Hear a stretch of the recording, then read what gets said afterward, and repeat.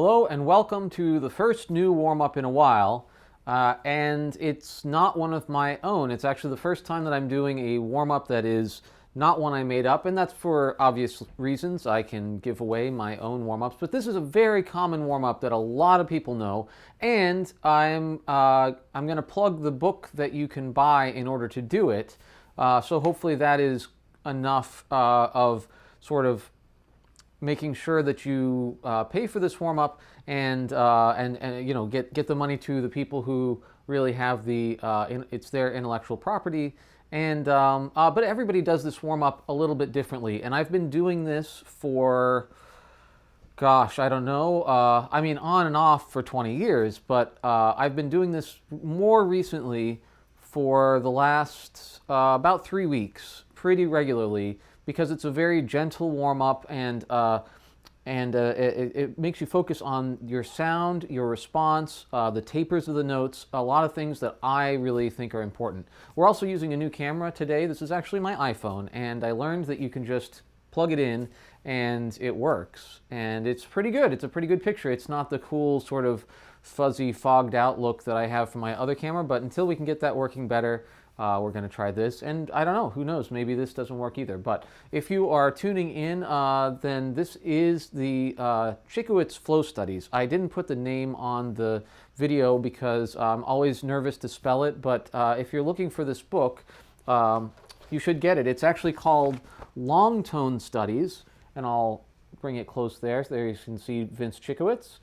Vince Chikowitz taught at Northwestern and played in the Chicago Symphony, and is one of our more famous teachers. And I even got to have some master classes where I played for him when I was at DePaul in Chicago. And he was a very nice man to me, and helped me play, in particular, the Pines of Rome. And so if you ever want to know about Pines of Rome, I'll tell you what he told me. But this is the warm-up that he invented, and take some time to read the beginning of the book. He had a very personal and very a very individual approach with each student, and so the way that one person might do these might differ from the way another person might do them. But the goals, at least as far as I'm concerned, are the same. I want to have a nice sound. I want to get warmed up, obviously. I'm going to very gradually work on my range. And I want to get more and more comfortable with my first notes and with my last notes. And the last notes are always the lowest note in this case, and so that will also help me work on my low range. Now, I, as I usually do, have not pre-prepared this in any way. I did a little bit of mouthpiece buzzing on my new Tom Hooten device, just because that's important to me, and I haven't done any other warm-up, and so I'm going to pick up my B-flat trumpet. And if you have this book, you're welcome to follow along or play along. I'm going to get my metronome out here. And he suggests, essentially, that you go pretty slowly, but that you obviously have to go faster and faster because you're going to add notes each time. The book that I just showed you, let me tell you just for a second, this is the page we all had when we were growing up. Just this page alone. This is a cool picture, by the way. But just this page alone, and it says go down by half step, chromatically, etc., etc. And then it gives you some metronome markings and that kind of thing. This book has it all written out. So if transposition is an issue for you, or you're not exactly sure what that means, or it's just a little hard for you to keep track of where you left off, which is me sometimes, and maybe in this warm-up as we do it, then you can just read it. It's the whole rest of the book is every one of them all the way written out. And then, I skipped too many pages, and then some more words in the back. And the words are generally from people who studied with him and people who understand this material better than I do. But I wanted to put it out so that I can reference it for my own students. And I think it's a better overall warm-up. If you don't know what warm-up to do, just do this one until you have time to experiment, because this warm-up works for professionals and it works for beginners. And you basically just go until you can't go anymore, and then you make sure that you try to get back there the next day, maybe with a little more rest. So I'll talk about it as we go, and not very much, but I am going to also use my timer because I like to make sure that I rest about as much as I play. And sometimes these go really fast, even though I feel like they shouldn't go. as fast as they do, and maybe that's just my impatience. But anyway, so we're going to use our metronome. This says start at 50, so we'll go da da da da da.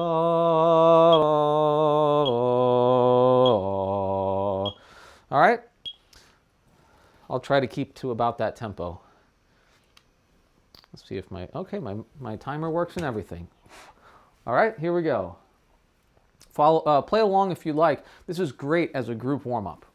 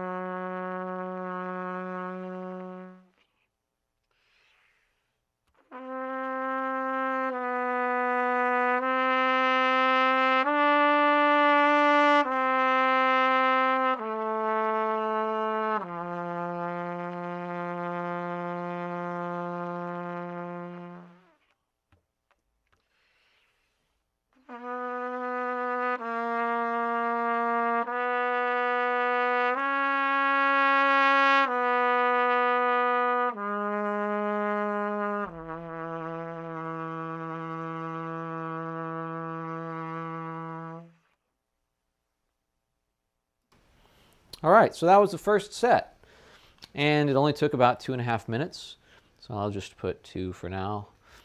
And it's so low impact that if you don't rest absolutely half and half, you'll probably survive. A lot of people don't rest until they need to, and I've done this with a lot of people who do this every day. And most of the time, yeah, they just kind of go to the next one as soon as they feel comfortable. Or right away, they just go through the next one and the next one. And what you'll find if you've never done these before, as we basically add one note at the top of every new one, right? So the next one we're going to go up to C, and the next one after that will go up to D. And it's not always a chromatic note, or it's never a chromatic note. That's not true. It is once. It's never. It's not like in a key. It's more pentatonic, but not always that either. So, and I wish that I knew more about exactly why the notes are the notes they are. I mean, the next note up always makes sense to me, and but then some of the notes when you come down don't so much. And so I need to study like really closely with somebody who really knows this better than I do. But that doesn't mean that I can't use it as a warm-up, even if I don't totally understand the basis for it, right? So, all right, that was about a minute of rest. Let's go on to the next one. We're just going to do the same thing, but we're going to add a C right smack in the middle of it.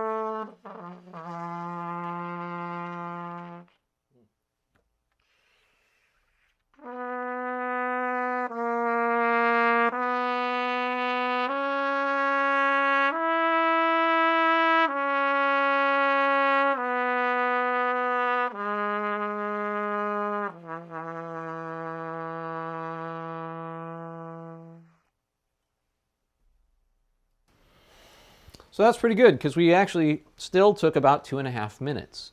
And so we only rested for one. I'm just going to put 2 again. And that's because we should go just very slightly faster on each one. And the original he says those are both 50, but he also says they're approximate metronome markings. It's not Sneddy, actually. My dad is in the chat. It is Chickowitz. But it sounds like a low etude by Phil Snedeker, and that is a great book. The Phil Snedeker Low Etudes book is one of the most challenging, and there's several of them now, and you can get them for tuba even. And talk about low, I mean, that's really low, right?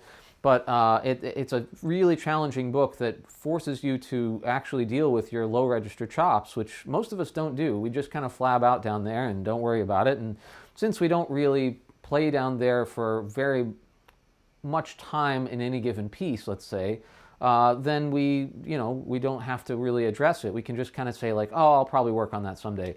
And if you just play in the low register, then you can just kind of set up down there. And if you play a lot of third trumpet, let's say, then you can just kind of set up down there and pound away. And since you never have to play out of the middle of the staff, then you can get away with it. But that's also not necessarily very healthy trumpet playing. So the Snedeker Low Etude book forces you to deal with that by going all the way up to high C sometimes, but really spending a lot of time down below the staff and even down to low F written. And so you got to figure out all that stuff. But anyway, while we're resting here, you might we can talk about some of the things that are really important to work on. So we already said note beginnings. It's a steady tone. I'm wobbling a little bit. I'm still working on my dentition, and so I have a little bit of just like muscle fatigue from not having a lot of familiarity with what's going on in there. And so, but this helps me really iron that out. We can also work on our intonation, right? And you might have seen that I always use my slides when I play C sharp or D or even E or A, right? We need to get used to using our slides, and this is a good way to do that. We also need to work on our tapers and releases at the end, right? And like I already said, our low range. Usually what happens to me as I do this, I start to get a little bit tired if I go too slow, and so then I just speed it up a little bit, and I try to use my air a little bit better. In other words, I use a little more of it for a little longer, and that means that it's a little bit louder, but I still get my response. And then I can grow that later. Tomorrow I can try to play a little softer once this is going well for me, right? All right, that was about 3 minutes, 2 minutes and a quarter, but we'll put 3. And now we just add a D to the notes that we've been playing. But now we also add, no, I guess it's all the notes on the way down. Sometimes we play the A and sometimes we don't, and you'll see. All right, here we go on number 3.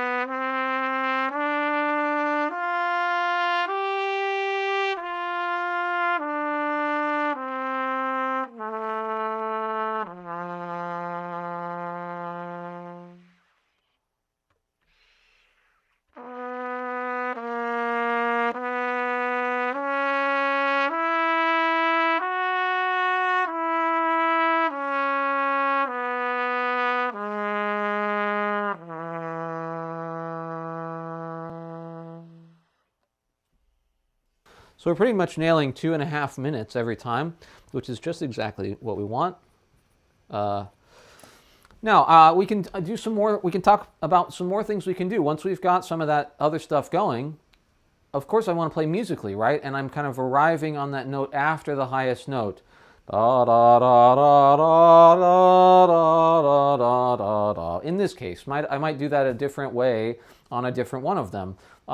It's also not uncommon for people to hold the top note for a while, just to kind of really feel like that note is being being held by the air and the support, and not by the lips.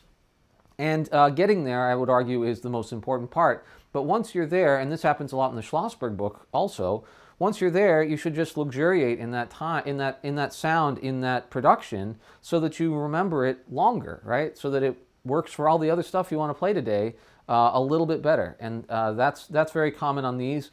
It's also common to combine these with the stamp book, another book that I don't know well enough, and I'm afraid that I will get totally wrong if I do it on camera. This one I'm not so afraid of because it's pretty straightforward, but the stamp book you really need to understand a little bit better. And I can't play pedals very well yet, and so there's a lot of pedals in the stamp book, and maybe if I did it more, I would get it better. But anyway, so yeah, we want to play musically kind of across the bar line somehow, or if we want to hold that top note, then we want to kind of arrive on it and settle into it and then move on, right? And like I said, each time I'm playing a little bit faster, and that's so that I can fit in one more note and not hopefully get too tired.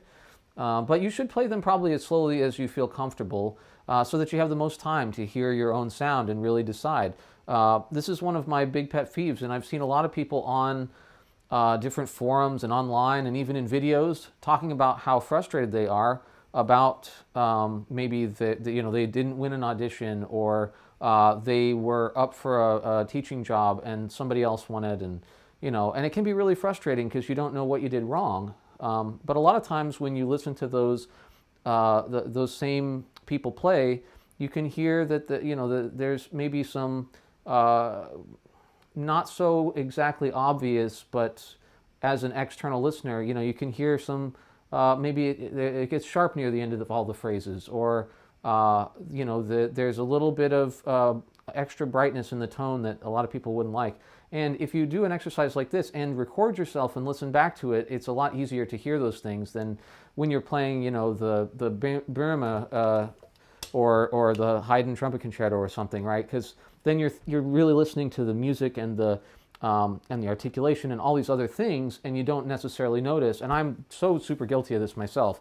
You don't notice that, oh man, I'm like 20 cents sharp there, But it's really easy to notice when you give yourself a little space and then listen to it later. So I'll be listening to this back tonight, and we'll see what we see. My guess is that I'm going to hear that shakiness in my tone, and I'm going to want to work on that, as well as I bet I'm out of tune in some way near the end of every one of these, and I want to make sure that I deal with that too with my tuner. I'm intentionally not turning my tuner on right now because I want to see what the damage is first. What can I do with my ears, and then I'll fix it tomorrow. So, all right, that was almost 4 minutes, and I do try to take longer and longer rests, but also just talking to you nice people.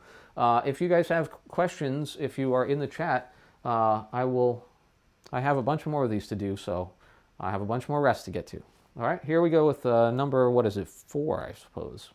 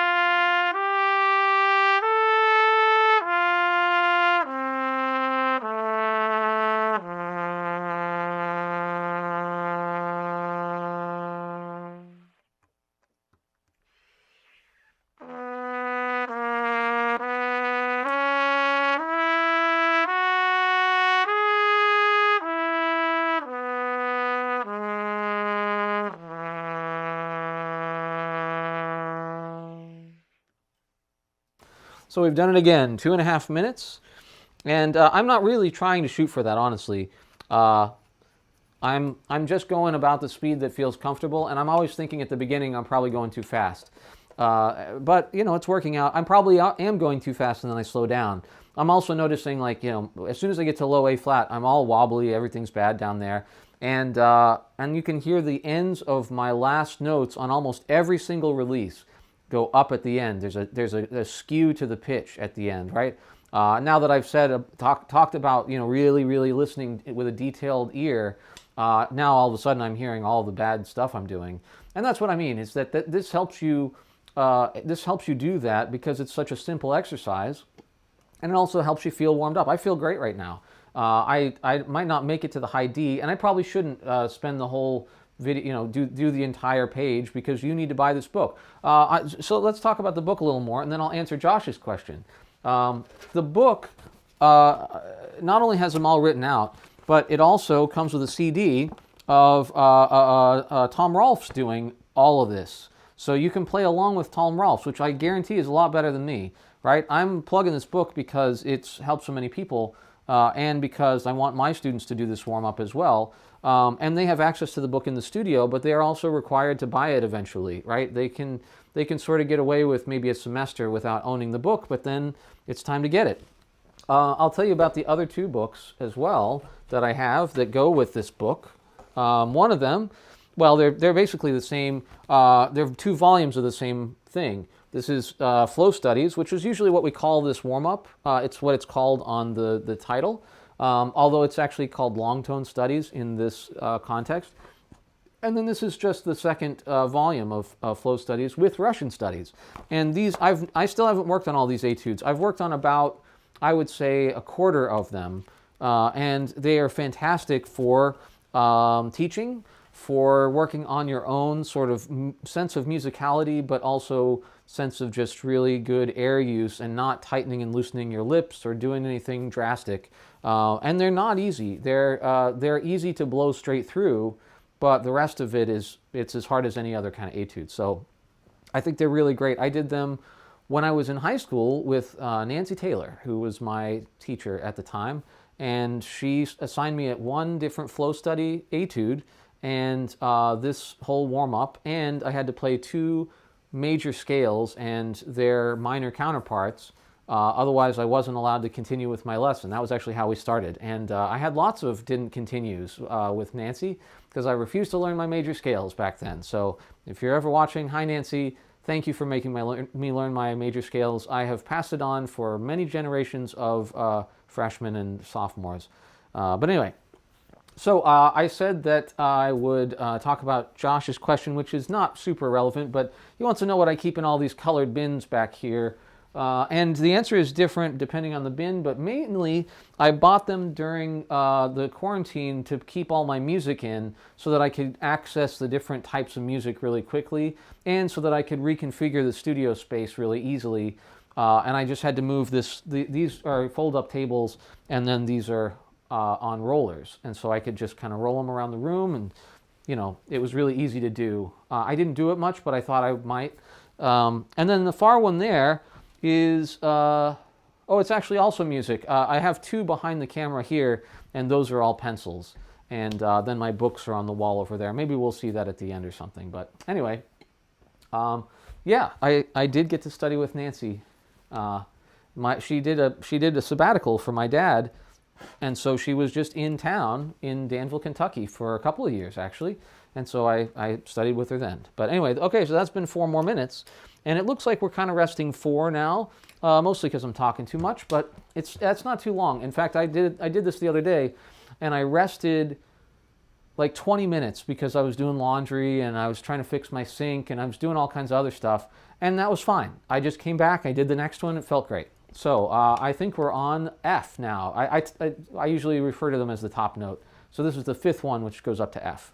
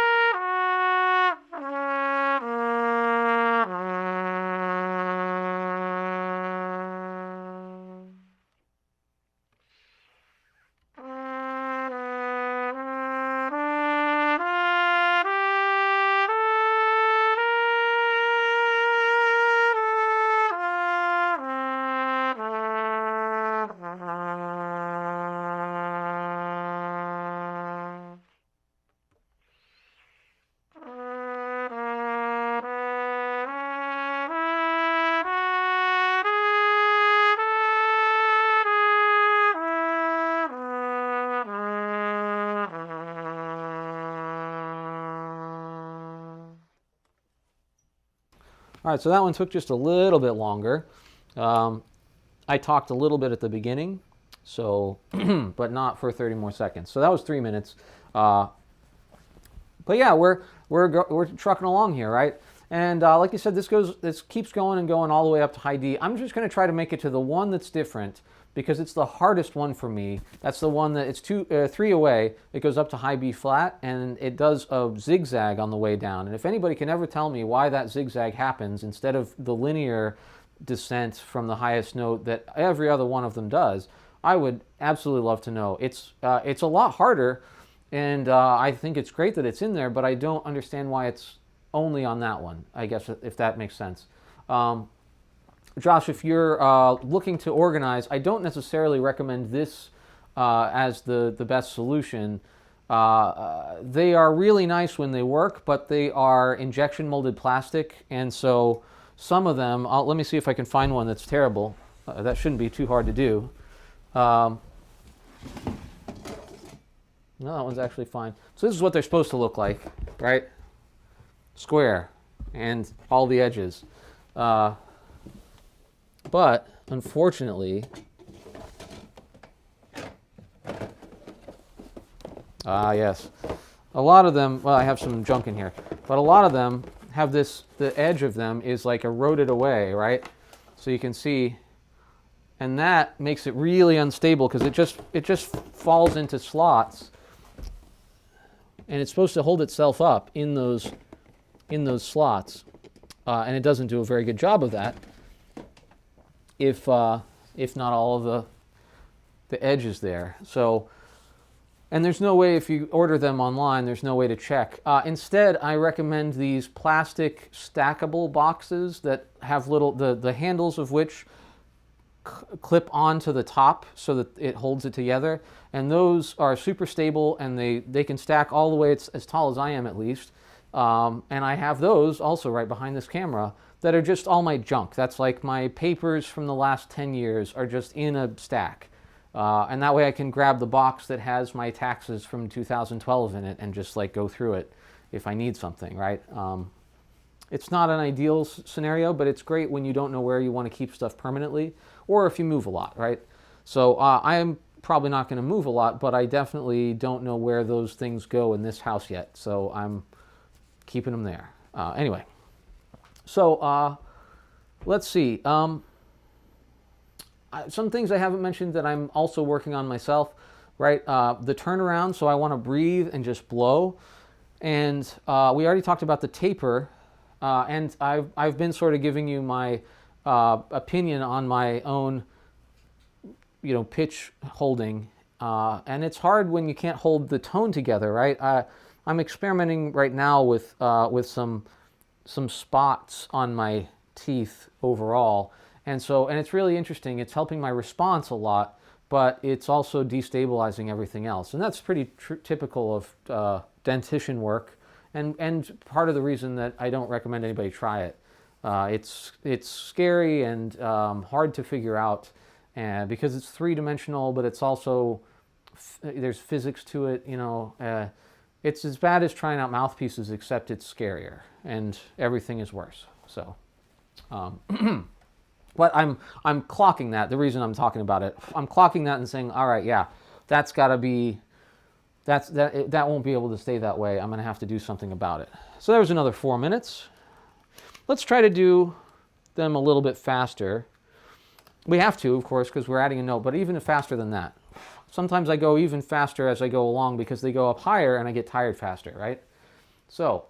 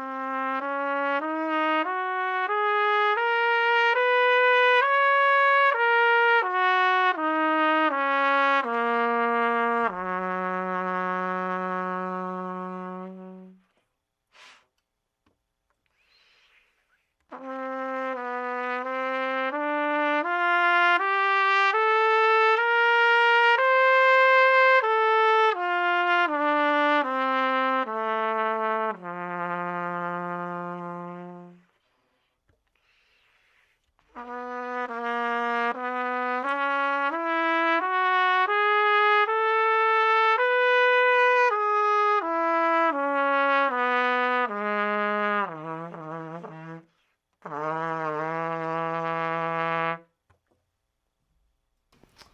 really terrible last note.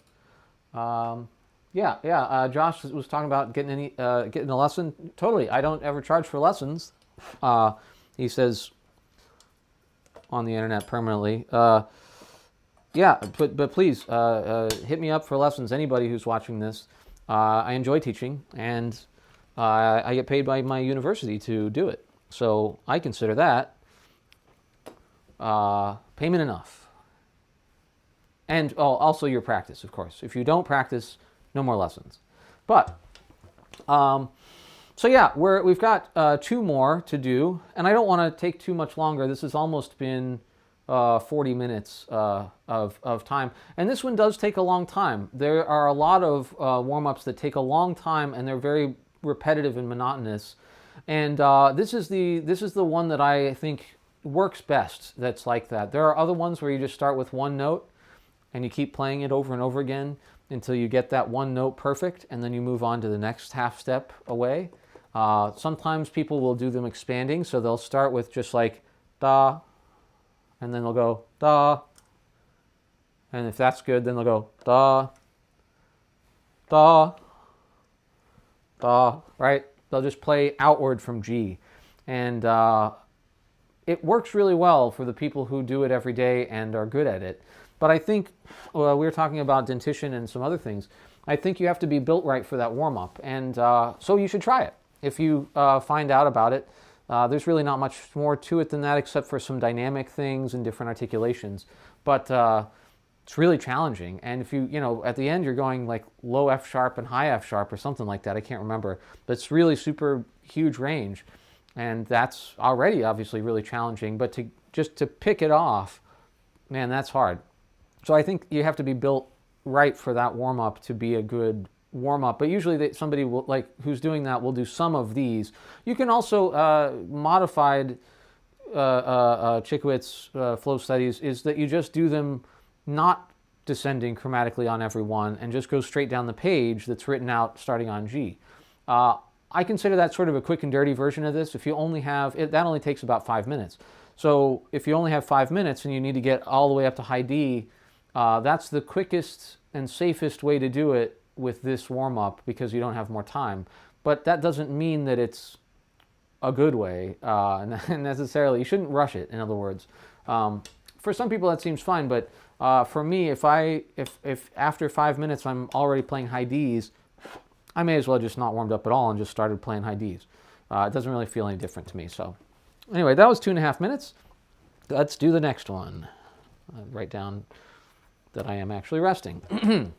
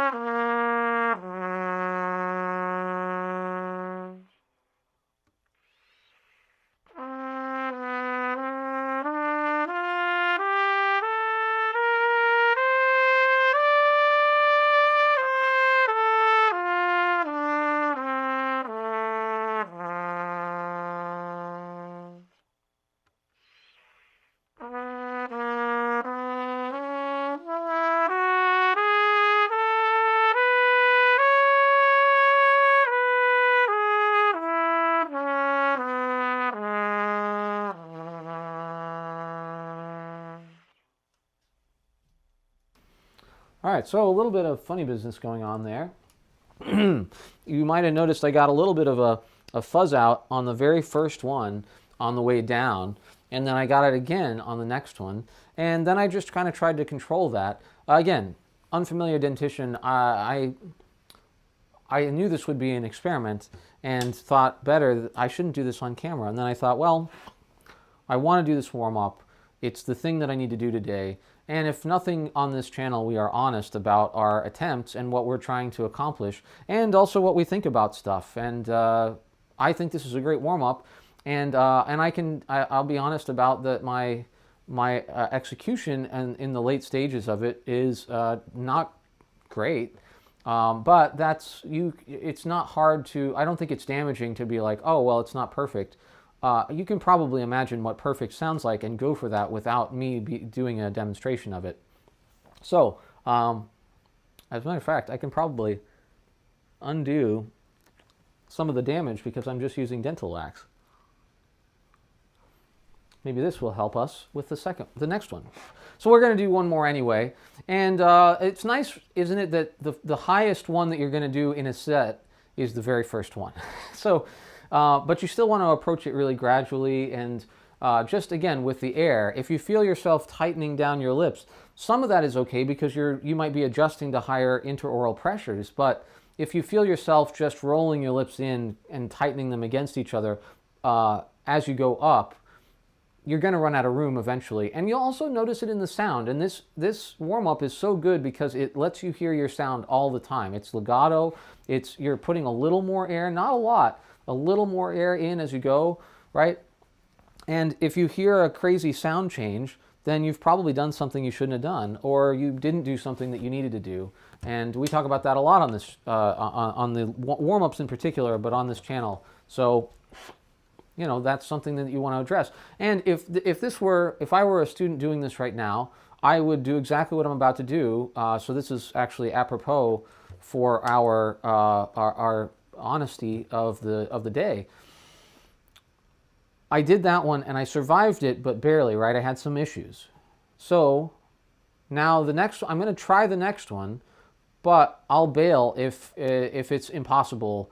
I would rather do the one I just did again and try to improve it, or maybe even go back one or two and do those a little bit more to make sure that I can go as near where there's trouble as possible with as good a sound and good production as possible. And then over time, that's gonna build up so that I get maybe a half step or a whole step over a lot of time. Right? But if I keep banging my head against the wall trying to do the thing I know I can't do, I'm just going to find worse and worse ways to still sound bad trying to do it, right? It doesn't mean I can't try it once or twice, right? That's a good idea. And as long as it's non-destructive, I can try it over and over again. But if I'm beating myself up, it's not going to get better, it's going to get worse, right? So just be careful of that when you do these. And this is built in such a way that you can just go backwards one or two and do that one again maybe. And that would be a good end to the warm-up. All right, here we go. It's 3.5 minutes. This is our last one. And this is the 8th one. And this is the one that has a zigzag.